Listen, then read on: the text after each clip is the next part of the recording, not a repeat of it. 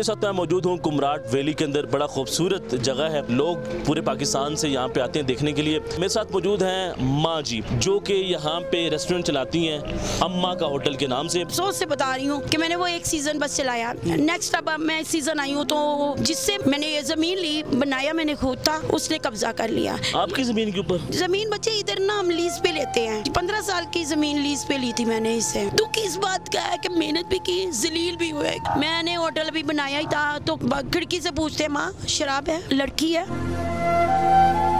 बस मैं ये कहूँगी देखिए प्लीज प्लीज आप जो कि लेडीज अगर कोई मेहनत करती है उसको इस तरह जलील ना करें।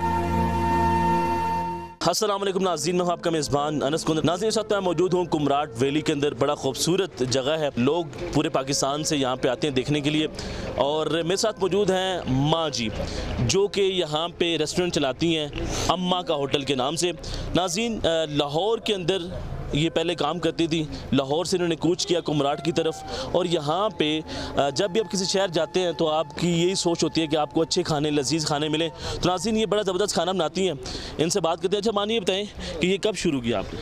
मेरा इससे तकरीबन 2 साल पीछे मैंने ये स्टार्ट किया है। यहीं पे मैं पहले भी 1-2 इंटरव्यू में बता चुकी हूँ कि मैं ये टूरिज़्म का काम करती, मैं और मेरा बड़ा बेटा।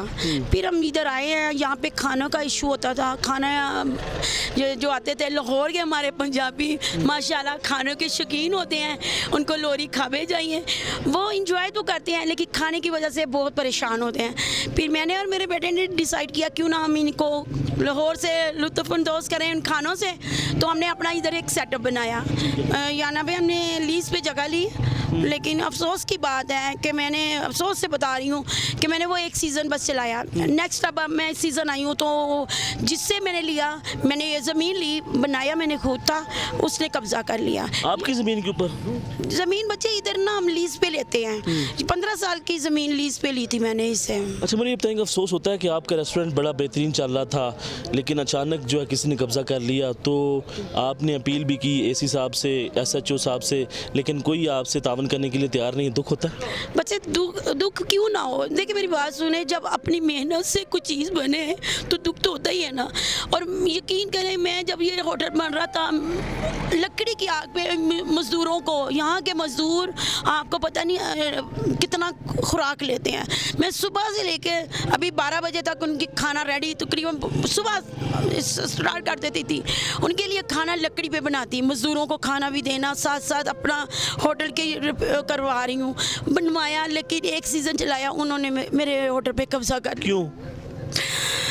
वजह ही नहीं है, बस ये बताते हैं ना कि जब एक इंसान को कुछ चीज़ अच्छी लग रही तो सबको होता है ये कि नहीं होनी चाहिए।